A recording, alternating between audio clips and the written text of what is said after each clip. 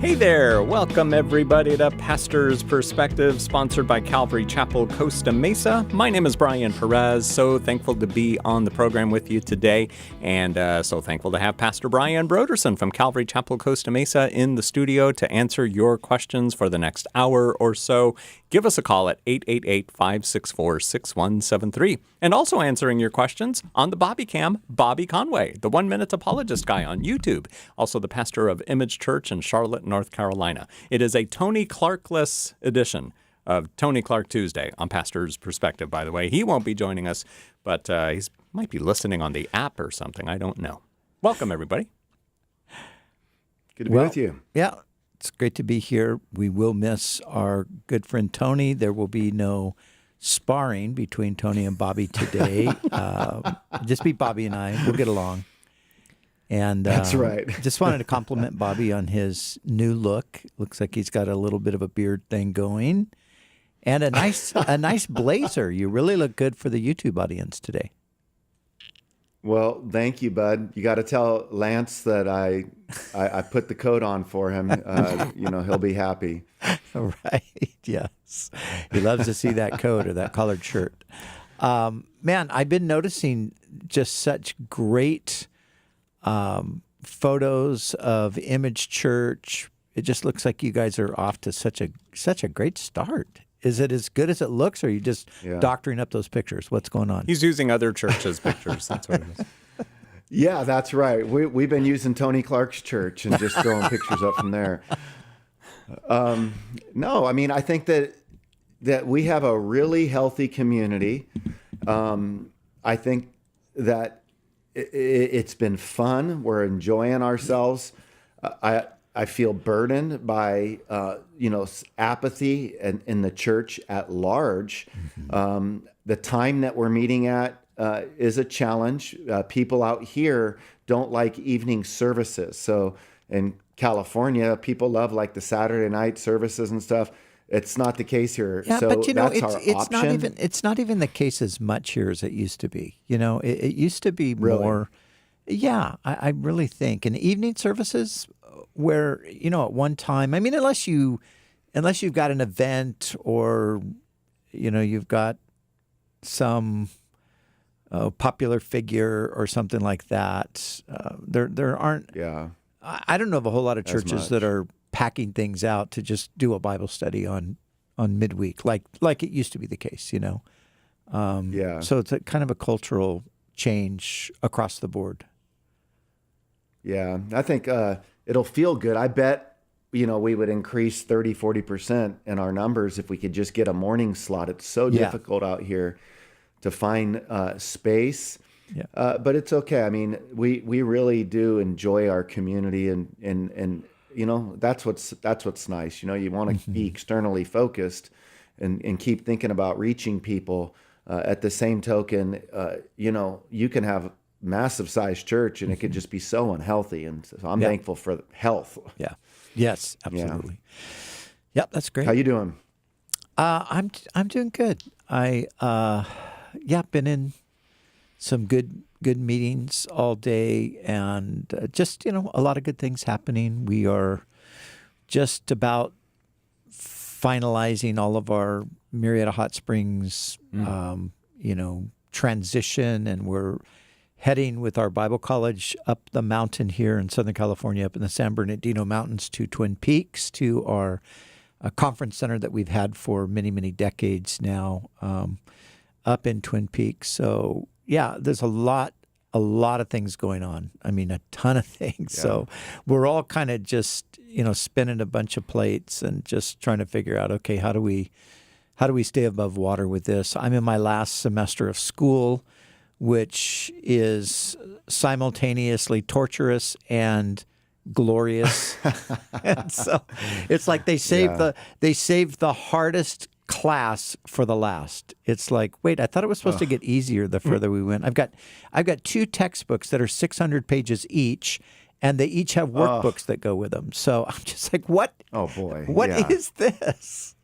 I was thinking it was going to be kind of a, Disneyland trip and maybe just hanging out and kind of reflecting on what we've learned so far. But no, Yeah. And then, of course, got the big exams coming up, too. So you're expecting like grad night at Disneyland well, or I something was like thinking that that's what we were moving toward. Oh, but okay. apparently, Welcome to the big leagues. yes. But I know man. Bobby has sympathy because he did it for a lot longer than I'm doing it. So he did about it twice as long as I'm doing it. So, But you know what, though? Sometimes I would feel frustration because professors would sign so many books to read. yeah. And I think that they just felt good making it seem real hard. But the truth is I kind of just felt like I was being legalistic, looking at pages and turning them so I could say that I read it. And so I'd much rather just have a good book that somebody could retain than say,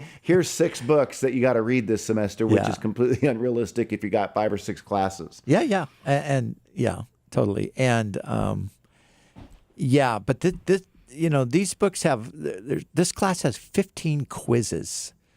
And so that means you really do have to read. That is a lot. You really have to read these chapters because you have quizzes on them. So, yeah. So anyway, Yeah, they're going to check you out. That's my world right now, but it's good. Did they ever find water in Murrieta? They found water, thank God, in Murrieta. I mean, we knew there was water in Murrieta. Well, we you had know it what I mean, flowing yes. everywhere. But but they were hoping that there was more water, and thank you, Lord, there was more water that we drilled 300 feet into the earth to find. But yes, we did find it. So I know we mentioned that. I know some of you prayed for that. Thank you so much for your prayers.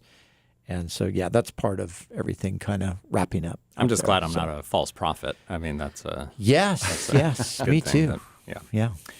Are you allowed to disclose information about the Murrieta thing? Because I know some people they might have What kind wrong of- information. what Well, I kind don't of know. information? What do I mean by that? Like like who are the buyers or, Yeah. or what's going to happen, Yeah, et cetera. the buyer is a resort owner and operator who has some resorts around the country. So they're turning it into a beautiful resort.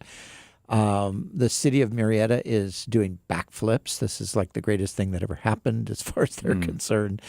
They've been looking as a community. They've been looking for a place to hold, theater productions and different things like that. And there just hasn't been anything. So this is kind of, they just feel like this is a real answer to things that they've been wanting to do for a long time. Yeah. So it's really good. It's great for the city. It's great for the buyer. It's great for us. And so we're happy. I mean, I know a lot of people are sentimentally attached. Yes, that was my next. And so forth. But, I remember when we didn't own Murrieta Hot Springs. So to me, it's like, yeah, we had it for 25 years, but I remember the years, plenty of years before that. We have had the Twin Peaks facility since 1975. So I was graduating from high school when Calvary Chapel purchased that. So, we've had that in our history for a long time, and it's always been a blessing. And prior to Murrieta, that was where the Bible College was located. That's where we did all of our retreats and things like that. So, we're happy to go back, and we're in the process of remodeling that. And so I think it's going to be really good. Way cool. 1975. Is that when you graduated high school? I did, yes, 1975. That was the year you were born, isn't it, Bobby? Man, I was 2. I was born in 73. So, wow. Man, Yeah. we got a dinosaur with us today. That's right. You were toddling around, and I was getting in trouble and shooting the pier at Huntington Beach on my surfboard. That's right. Yeah, if only you could see toddler Bobby and think, that will be my radio partner someday. I know. It is funny, isn't it? Boss It baby. sure is. Boss baby Bobby. Boss baby Bobby. He was a boss baby even then. Right. All right, 888-564-6173 is our number. Let us go to the phones and begin with Lisa in California. You're on Pastor's Perspective. Lisa, hello. Hi, thank you for taking my call. And I just want to say I graduated from high school between Pastor Bobby and Pastor Brian, so I'm another dinosaur. Well, dinosaurs are in, So- you know. I mean, Jurassic Yes. Park, what is it? That's 3 or whatever. It's good to be a dinosaur right now. That's right.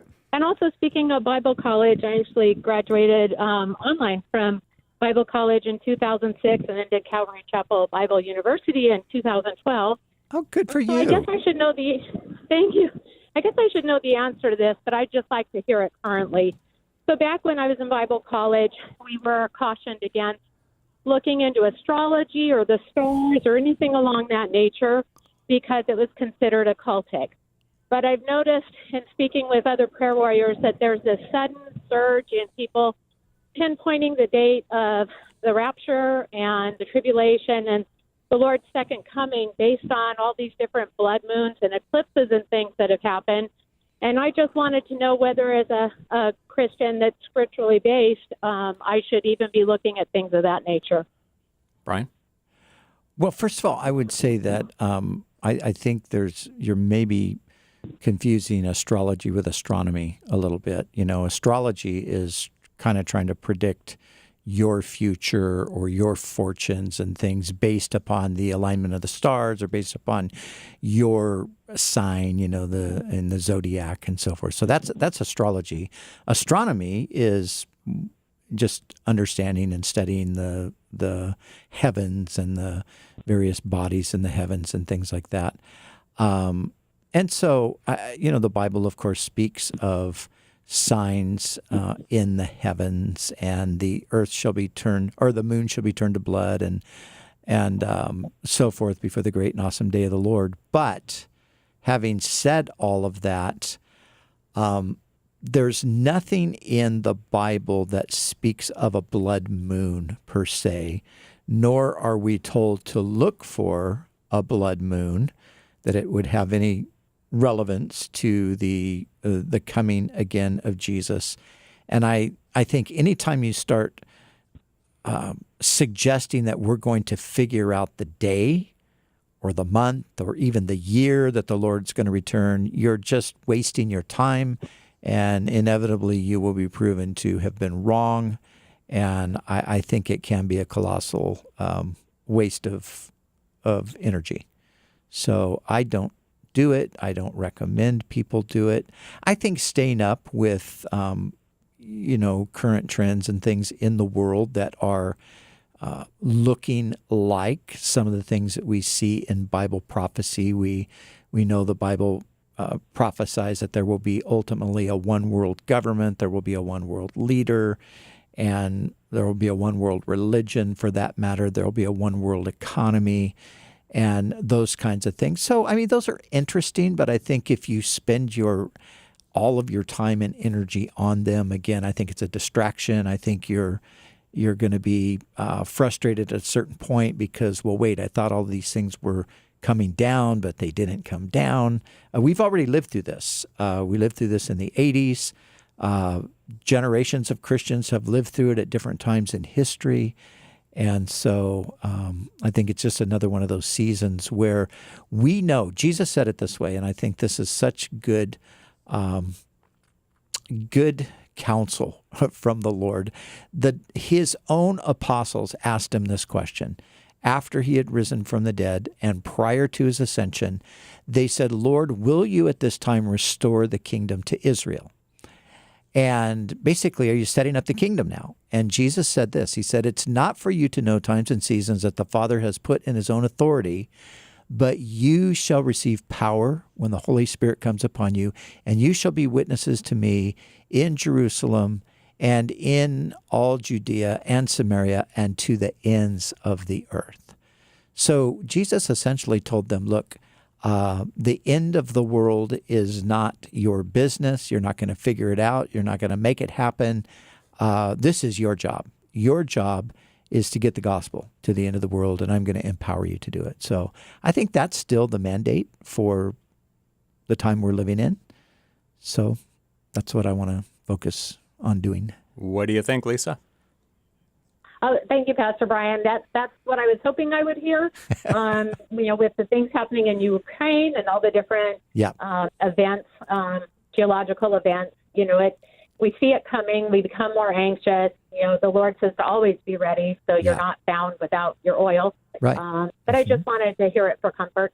Okay, good. Well, thank you, Lisa, for calling. Thank you, Lisa, for starting the program today on Pastor's Perspective, 888-564-6173. I was thinking that there might be somebody out there who will predict. For example, I'm just using an example here. They said the rapture is going to happen June 30th, 2022. And then it happens. And people are going to look back, and the people left on, wow, that guy was right.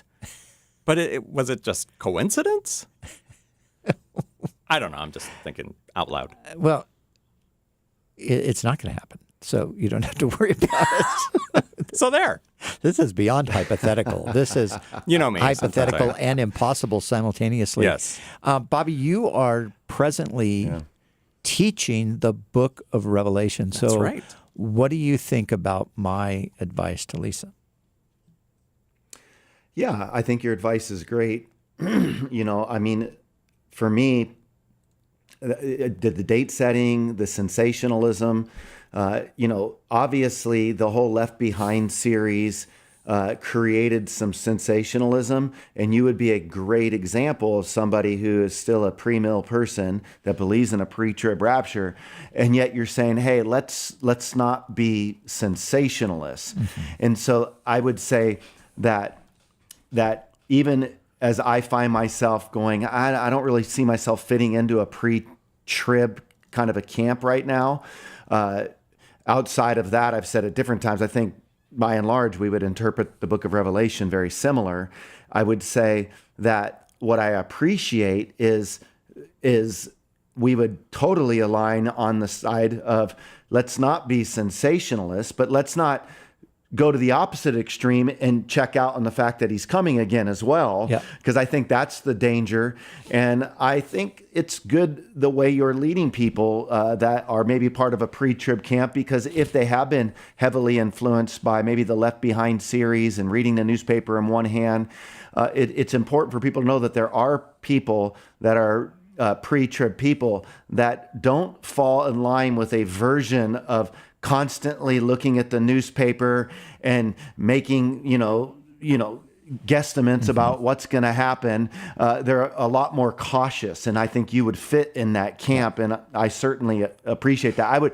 I'd be pulling my hair out if every day you were reading the newspaper going, well, it looks like this and it looks like this. I have no problem with us doing that. I think people have been doing that for a long time, and people come and go, and I think let's focus. He's coming again. We don't know what time. And if I'm right, the people will have been prepared for the tribulation. If you're right, I'll be glad because I won't have to live through the tribulation.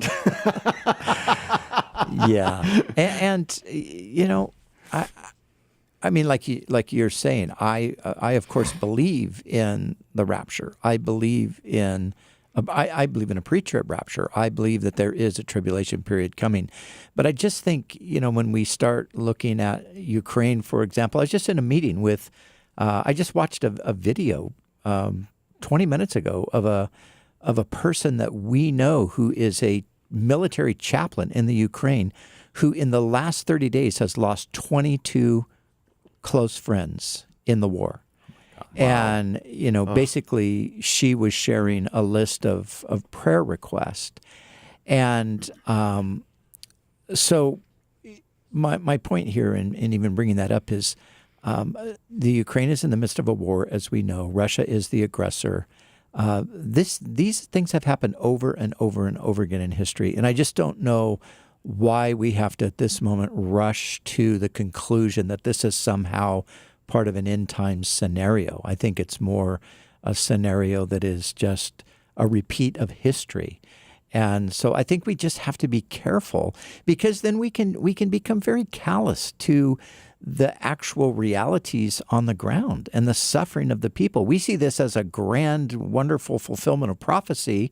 People are dying all over the place, and I just think it's really just a perspective that I don't think it's healthy. And And again, we don't know. There's nothing in Scripture that speaks of Ukraine, and maybe Scripture speaks of Russia. But even if it does speak of Russia, what is the time frame for that? And there's differences of opinion about the time frame among biblical scholars. And so, some people are convinced that time frame is going to unroll, any moment, and other people see it as part of the final conflict that's going to develop. So anyway, obviously, I think that there are things that we know that Jesus is coming again. We know that. And we know that there are going to be certain things that are going to precede his coming that we can look to. Mostly, though, that the signs that we're told to look to are signs during the tribulation. And so, somebody says, oh, well, then you think we're going through the tribulation. I don't think we are, but there will be believers that go through the tribulation. There will be people that come to faith during the tribulation. So those things are written for them. So anyway, that's my 3 cents for the day. Inflation.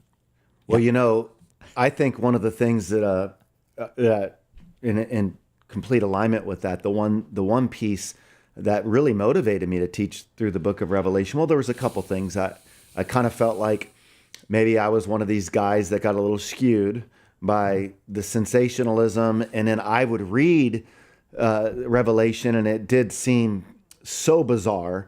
And at the same token, it's been such a rich study for me because, there is a lot of stuff that is figurative in there. And then but you can't make everything figurative because, there's moments where, like with the trumpets, it's kind of like, alluding to the plagues of the Egyptian Passover. And that was sensational. And like, according to the book of Malachi, God's going to do these miraculous things again. So just because we're in a season where we don't see some of this stuff as much doesn't mean that won't be in the future. But I think what motivated me it was to learn to be more informed on, like, where's my view outside of just the learning that I primarily have had. And then also, I do feel like there's so much happening in the world where people almost just feel like they're delusional in this world, where I'm going, man, maybe it is time to really start gearing up. And that's not setting a date. That's just saying, I could see how a one world currency could be in place. I could see how the two witnesses of a Revelation 11 could be seen through social media. So it makes sense to me right now. Yeah, that's good. Maybe it's a metaverse thing. Maybe so. And the metaverse is part of it, But the other thing too, and again, we've talked about this. I just mentioned Ukraine, but I think too, when you COVID, and you still have the conspiracy theories about COVID, that it's not really a real thing, but it's something that the government has invented to get control over our lives and so forth. And, my son-in-law's father passed away today from COVID. So I just think that, that refusal to accept the reality of this disease, and not to say that the government hasn't maybe taken advantage of it or exaggerated it at times or whatever, but it's a very real thing. Yeah. So. Yep.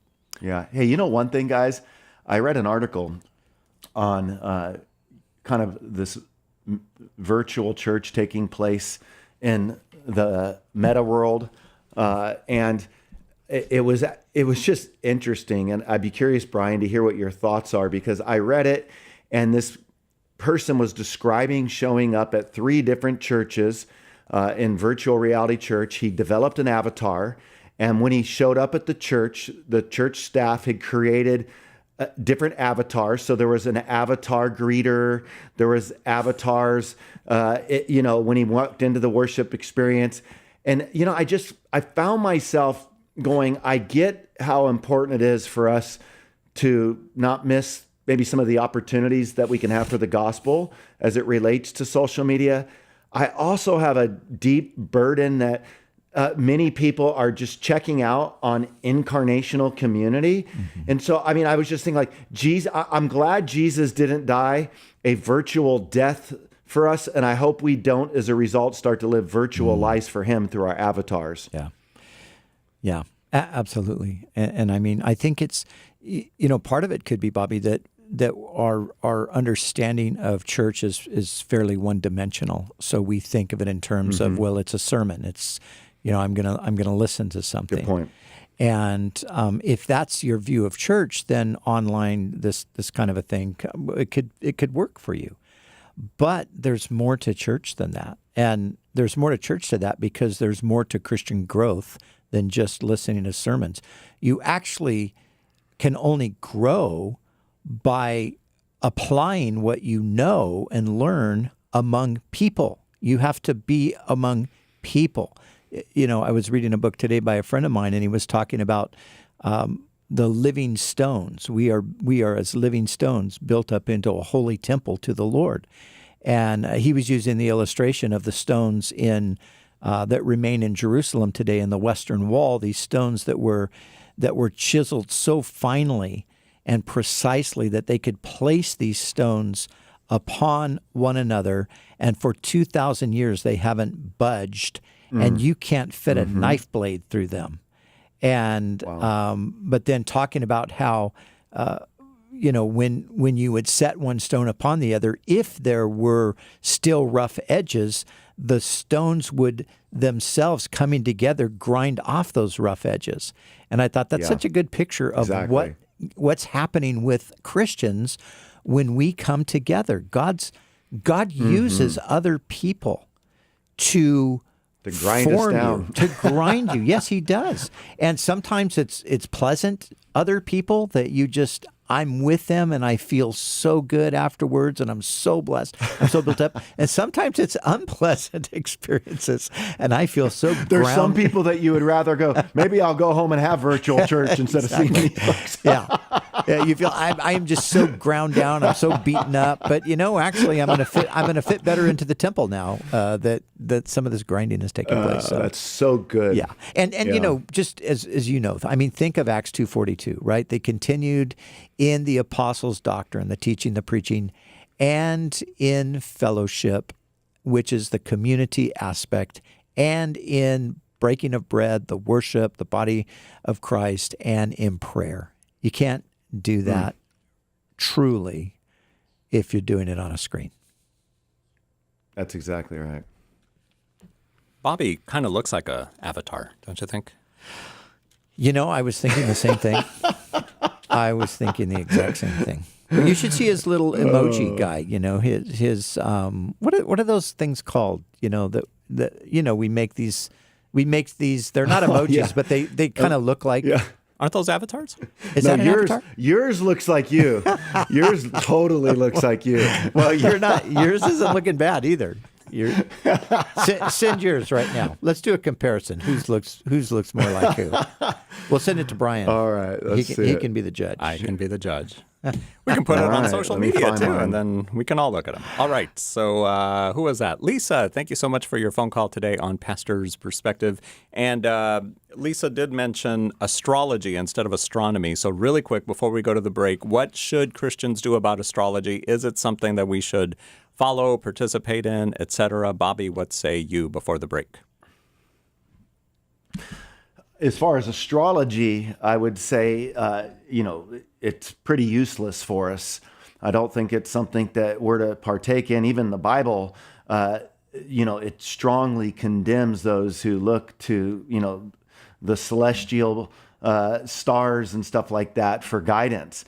Why in the world would we want to look to stars to guide us and astronomy to guide us when we have the Spirit of God living in us and we have the Scriptures to guide us? And honestly, we just have practical, everyday life wisdom. And so I don't think we are to look to the zodiac.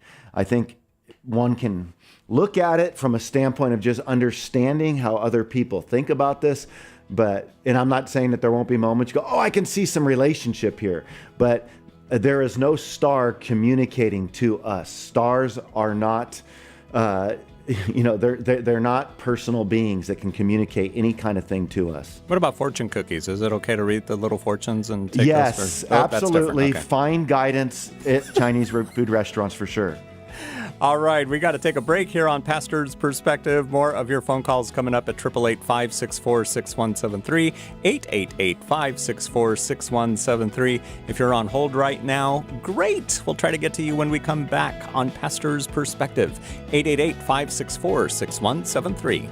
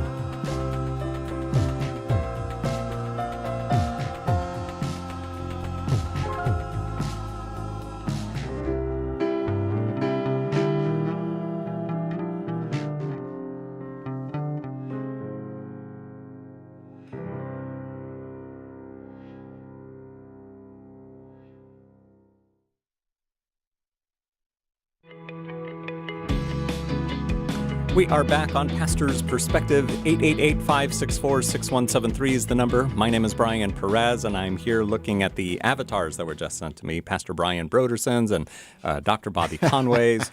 And Brian's looks very studious. Like, I mean, you can just tell he's been in the Word or been in one of his 600-page textbooks or something. Right, yeah. And Bobby's looks funny because he's doing the what's that, like the hang loose? He's doing the shaka, the hang loose. Yeah. Okay, yeah. So it almost looks like he's holding his hand up to his head, like doing a phone, like, hey, call me, that kind of thing. So indeed, Bobby does want you to call him at 888-564-6173. We're here till 4 p.m. Pacific time today, and we'd love to hear from you. Hello to you guys watching on Facebook and YouTube as well. 888-564-6173 is our number. And let's go to Mark in California. Hey, Mark, what did you want to know?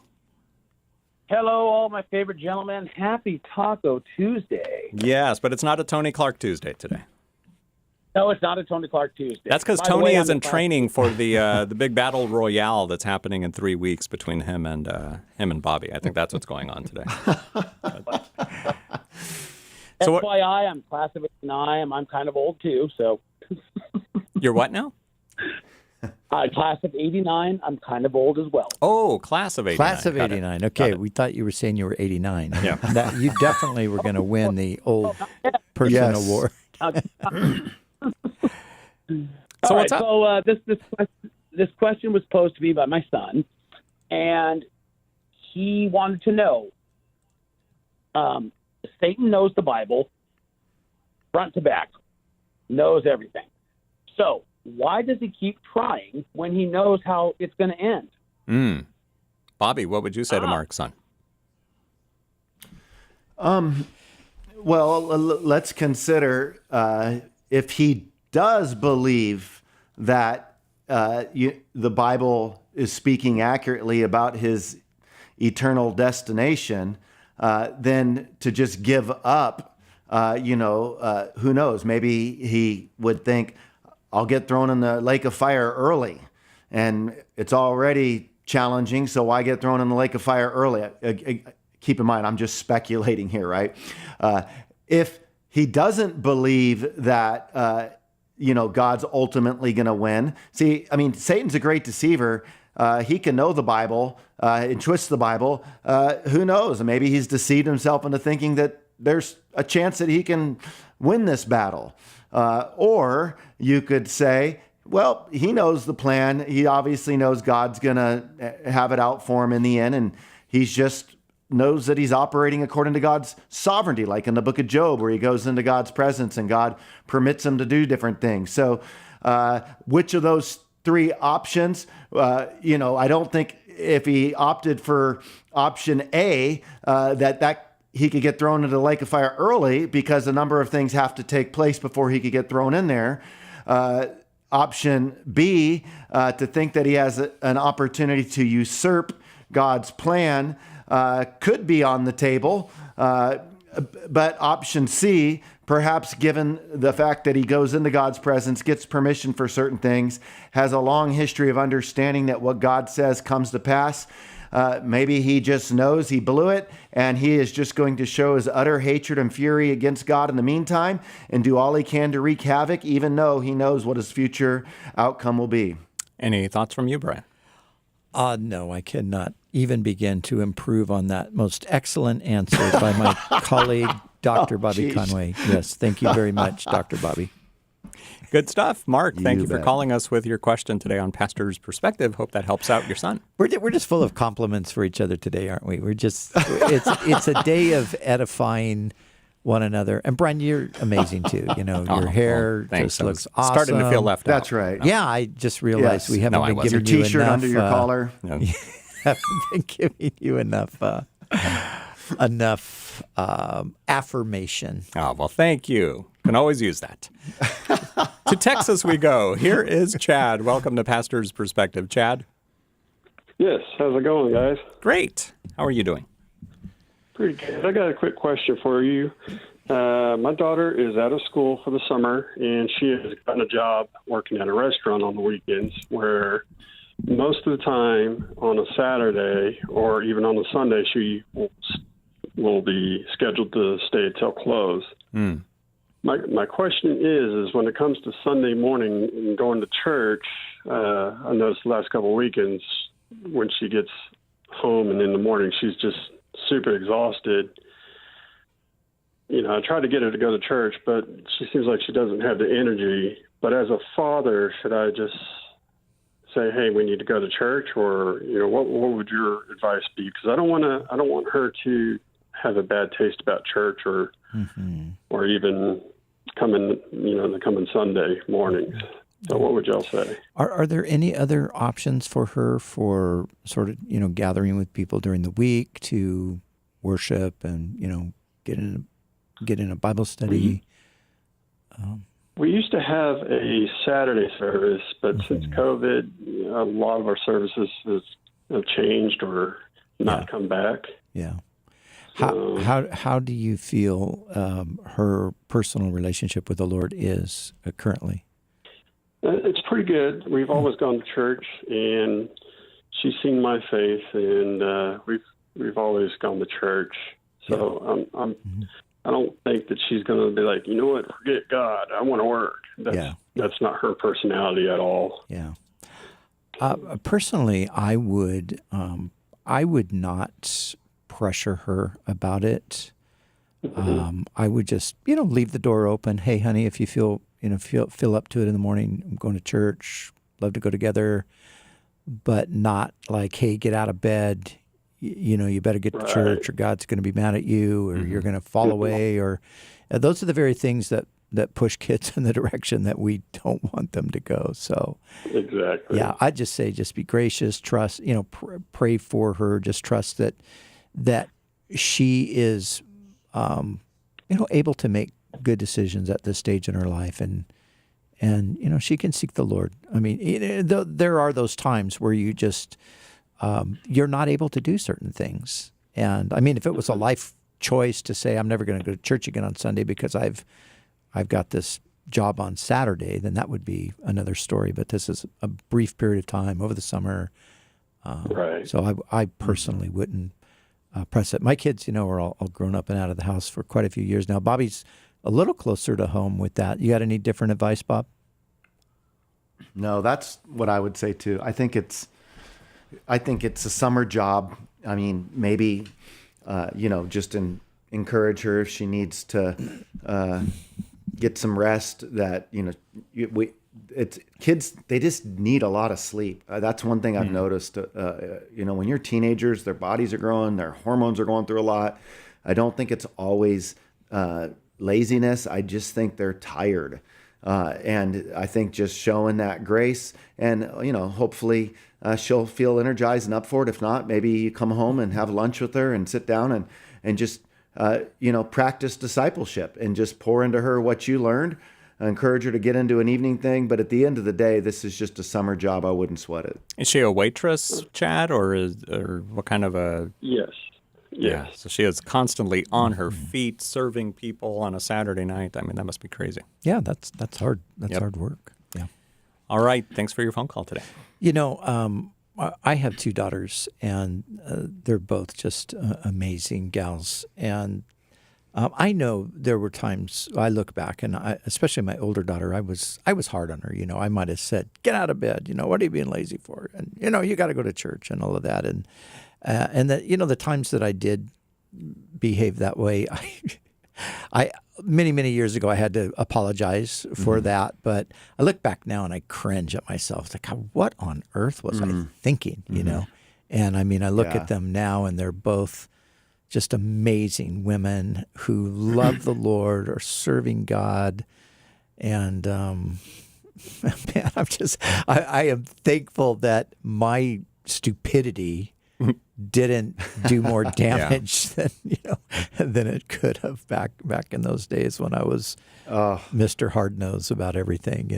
My daughter, when we lived in England, my oldest daughter, she was 15 when we moved to England, and England's cold, and it would be the dead of winter, and we would be ready to go to church, and she would come out and like these high platform shoes with no just straps across, nothing, no socks or anything. And I would just be freaking out, like her toes are going to freeze, and what's the matter with you? And why do you got these dumb shoes on for? And, it's many years ago now, but I looked at her one day and I said, I am so sorry. I don't even know why I did. Why did I care? If you wanted to have cold feet, that was your business. But I was just so crazy about that. Yeah. And, Lord, help us.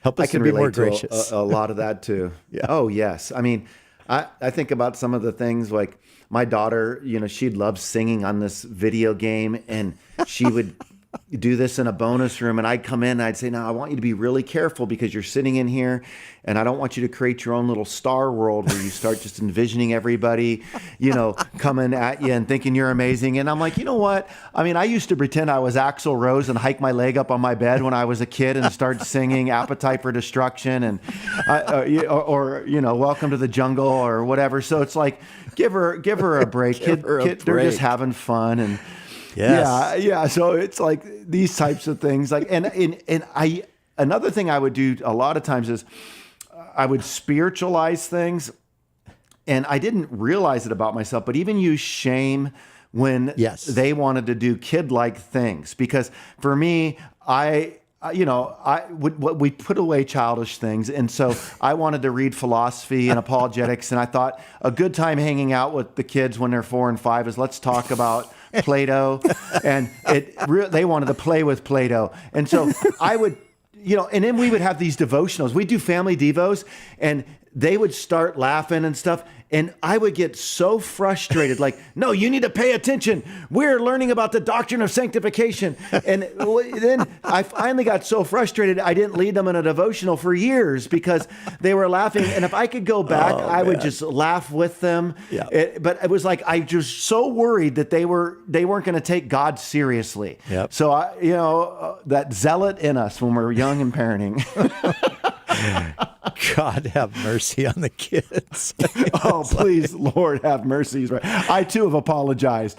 Yeah, all my kids are. As I've said many times. They're all grown now, and sometimes, we'll get in conversations about those old days, and man, they don't let me off the hook about it. They're like, "Oh, Dad, you were just so this," and remember that time when? Oh, yeah. So, yes, we live and learn. If I would have known back in those days what I know now, it would have been a lot easier on myself and my children. But by the grace of God, they're all following Jesus, and I am so thankful for that. And now you can spoil the grandkids. Yeah, me too. And I could do it right with the grandkids. Yes, that's right. It's not. And sometimes I see the parents correcting the grandkids. I'm like, "Oh, you guys, what are you being so hard on them for?" And I'm like, "Oh, yeah, I guess I probably taught you to do that." Grandparents are antinomians. Yes, totally. But my son said that to me one time. Charlie's like, "Dad, when you take my kids and there's like just no rules, there's no laws, there's nothing. They can do whatever they want." So, yeah, so true. That's what you wanted. Oh, man. I think you're just jealous that you didn't have that. You're getting over your legalism from parenting, and you're just going the opposite extreme. I think that's what we do. Yeah. All right, back to the phones. Denzel in California. Hi there. Welcome to Pastor's Perspective.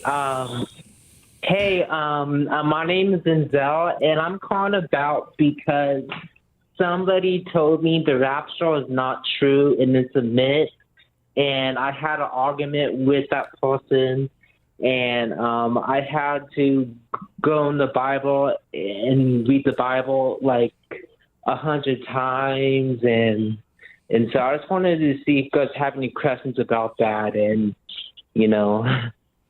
Brian? Well, Denzel, there are actually some Christians who don't believe in a rapture, and they're still Christians, but this is just an area where they have a different view. And then among Christians who believe in the rapture, there's different views about the timing of the rapture in regard to the second coming of Jesus and so forth. So this isn't completely uncommon. I think that 1 Corinthians 15, beginning in verse 51, and 1 Thessalonians chapter 4, beginning in about verse 14, those are two passages that I think teach that there is a rapture. There is an event where people do not die, but they are instantly changed. That's 1 Corinthians 15. Or 1 Thessalonians says that they are caught up in the clouds to meet the Lord in the air. So I believe that the Bible does teach that there is this event. And the reason it's called the rapture, is because the word caught up, it comes from a Greek word, harpazo, and then the Greek New Testament was translated into Latin, and the Latin word is the word raptus or rapturo. Different people pronounce it different ways, but that's where the idea of the rapture comes from those who are alive being caught up together in the clouds. They will not die, but they'll be caught up. So check out those two passages, and I think that'll give you good support for the rapture. Denzel, what does your friend think happens then? He thinks like, there isn't a rapture, and there's no such thing as a rapture, and so because here's the thing, I'm a Christian. I'm a deep believer Christian, and I have been told the rapture ever since I was 1 year old, a baby. Mm-hmm. I've been a Christian, and I know there's a rapture. I believe it. I would never stop believing that. And so my friend, he just doesn't believe in the rapture, and he told me to go see in the Bible. It says the rapture is in the Bible, and then I went to check in the Bible, and I found it, and so he's saying what does it say in the Bible about rapture? Maybe he's looking for the word rapture in the Bible, and that's why he's debating this. Bobby, what would you tell him? It could be. I mean, he could be a preterist that looks at this from a spiritual aspect, that believes that the second coming of Christ has already happened in a spiritual way. It could be that he is not using the rapture, but it could be a post-trib who does believe that the church will be caught up and then to meet the Lord for his second coming and then come back down in the millennium.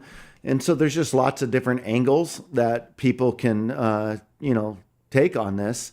And they do. I think that the passages that Brian brought out are the same passages that, a post-trib person would bring out as far as a rapture.